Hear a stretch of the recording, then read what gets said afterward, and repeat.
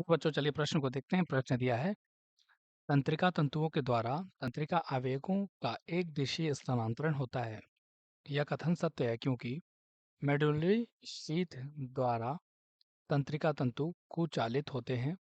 केवल साइटान पर sodium pump का प्रारंभन और इसके बाद तंत्रिका तंतु में सतत होता है।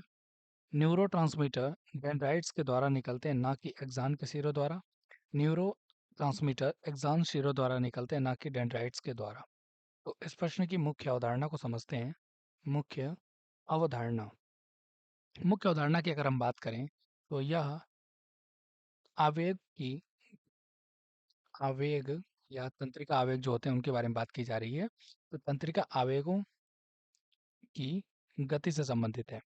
ये जो गति होती है यह एक दिशीय होती है, यानी यूनिडायरेक्शनल हम जिसे कहते हैं। उसका कारण क्या होता है? अगर विकल्पों के बारे में बात करें, मेडुलरी शीथ द्वारा तंत्रिका तंतु कुचालित होते हैं, तो यह बिल्कुल गलत उत्तर है। इसका यहाँ से कोई संबंध नहीं है।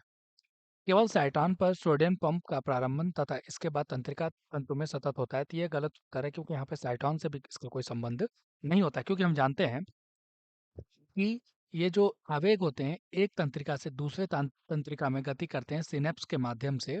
और यहाँ पर आवश्यकता होती है न्यूरोट्रांसमीटर की न्यूरोट्रांसमीटर की आवश्यकता होती है। और अगर हम बात करें न्यूरोट्रांसमीटर की, तो जो शाखित भाग होता है जिसे हम बोलते हैं एक्सॉन, उसके जो एंड होते हैं या सिरे होते हैं वहां से ये निकलते हैं, जो कि आवेगों की गति में सहायक होते हैं। तो न्यूरोट्रांसमीटर डेंड्राइट्स द्वारा निकलते हैं, ना कि एक्सॉन सिरे। तो ये गलत उत्तर है क्योंकि यह जो न्यूरोट्रांसमीटर की तो आवश्यकता होती है, लेकिन यह है एक्सॉन के सिरों से निकलते हैं, ना कि डेंड्राइट से, इसलिए गलत उत्तर हो गया।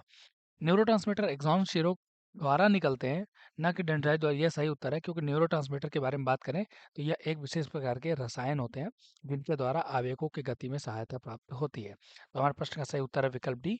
आशा करते हैं इस प्रश्न का उत्तर आपको समझ में आया होगा। धन्यवाद।